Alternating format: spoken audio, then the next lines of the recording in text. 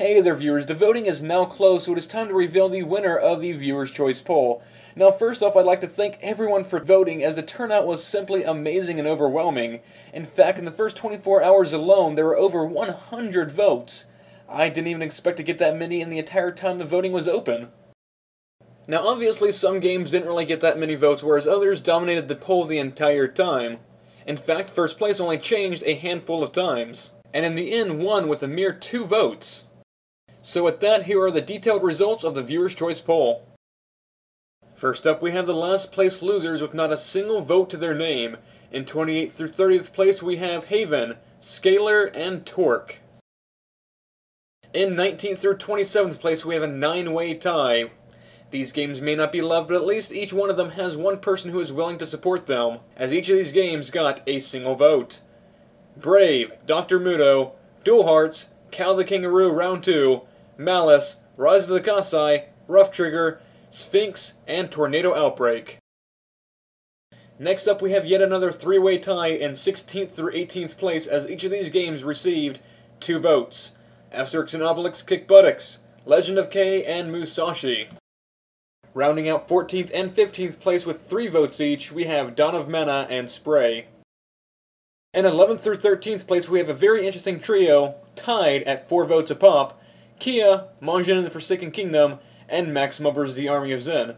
Kia and Majin were 2 of my top 3 choices for this Viewer's Choice poll, and then Maxima vs. the Army of Zen is the sequel to the game that I just finished that this Viewer's Choice poll will be taking the spot of as my 4th active LP.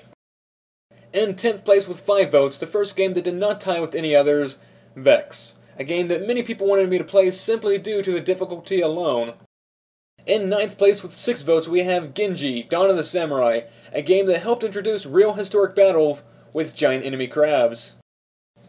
In 8th place, we have I, Ninja with 7 votes, a game that stars Billy West, a man who, along with Mark Hamill, is one of my favorite voice actors, as he did the voice behind Philip J. Fry and many others in Futurama. In 7th place, we have a bit of a surprise in Finny the Fish, which racked up 8 votes.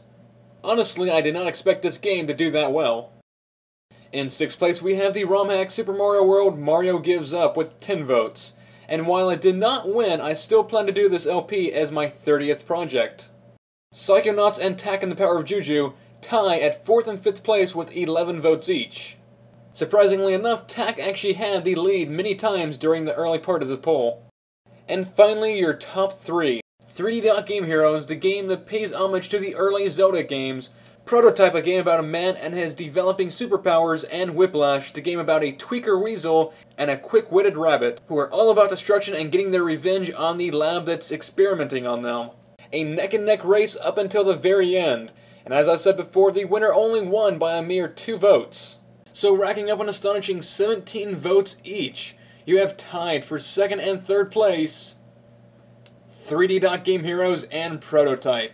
Now, considering how the race was fairly close, what I'm going to do is after I finish my LP of Infamous 2, I'll go on to Prototype, and after I finish the winner of the Viewer's Choice poll, I'll go on to 3D Dot Game Heroes. So obviously that means that the winner of the first ever Viewer's Choice poll with 19 votes is Whiplash.